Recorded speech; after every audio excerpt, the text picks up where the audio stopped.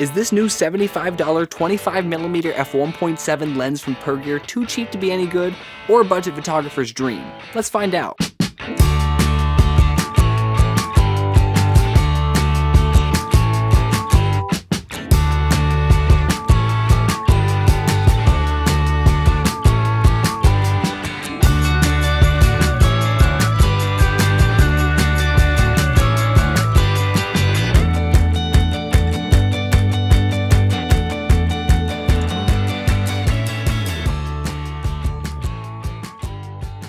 Alright, so now we're going to go ahead and take a look at the physical aspects and build quality of this lens. As you can see, it's very tiny.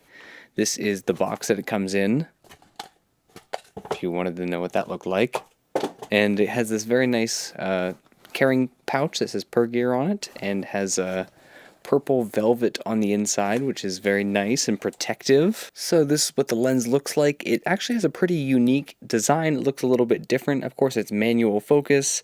Has a tiny little unmarked lens cap on there. If you take that off, we can see that it says 25mm f1.7 HDMC. I'm sure that stands for multi-coatings, but as we will see, or as we've already seen in some image samples, those coatings don't work very well, especially if you're shooting wide open. And it has a 37mm filter thread. And I would recommend maybe getting a 37mm screw-in lens hood, because there's no mounting mechanism for a lens hood, and maybe that would help with some of that flaring issue. That's what the rear mount looks like. There's no electronic contacts for EXIF data, so you're going to have to set that manually in the camera if you want to remember your focal length, and it will not record your aperture.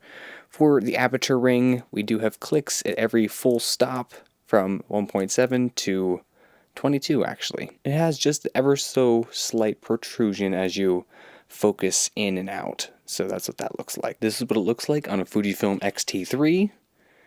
It's not quite a pancake lens, but it is pretty tiny. It doesn't take up very much space. This is a great size for a walk-around lens, and the focal length is also great for a general walk-around lens. So if you're going to use this for street photography or just some casual photography, walking around your neighborhood or something, this is actually a great size and weight for that. In terms of image quality, this lens is a really nice focal length. It's a natural 25mm. The full frame equivalent of that is pretty much halfway between 35mm and 40mm. So you're getting a very, very natural field of view, pretty much exactly what human vision kind of sees. There's one glaring problem with the lens, in my opinion, and that is that it flares pretty badly. Basically in any situation, if there's any light source anywhere, and the lens flares, especially if you're wide open. And this actually pretty much entirely goes away once you stop it down pretty much past f5.6. So when you're shooting wide open f1.7 in broad daylight, you can basically just forget it, especially if there's the sun directly in the sky.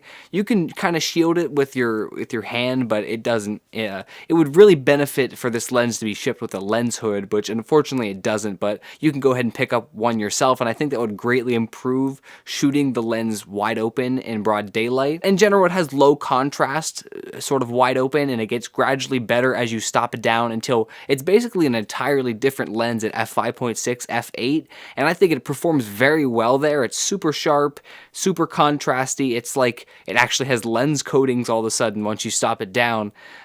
So it has kind of that dual character where it's very dreamy and washed out, easy to flare wide open, and it gets a lot better once you stop it down. When you are shooting it wide open, even if you are getting some flaring from the sun or whatever, there's not really a lot of chromatic aberration to be seen. It's just kind of the flare that's the issue. You're not getting a lot of green fringing and purple fringing. You get just a slight amount, but even at 1.7 wide open, you're not getting too much of that. And whenever you do focus close enough to throw your background out of focus a little bit, you do get some nice pleasing bokeh, but at this 25mm, you're not getting a super blurry background.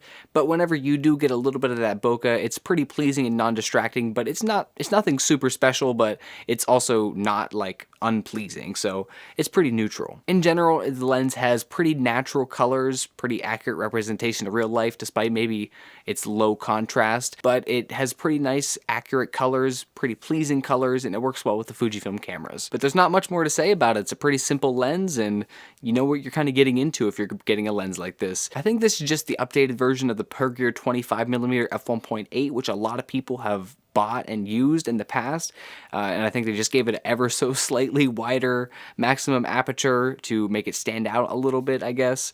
And yeah, it's a pretty nice lens despite this flaring. So yeah, overall I probably would recommend this lens for the price, and especially taking into consideration the price, it kind of makes sense, some of those drawbacks. And overall I think it's super enjoyable and fun to use.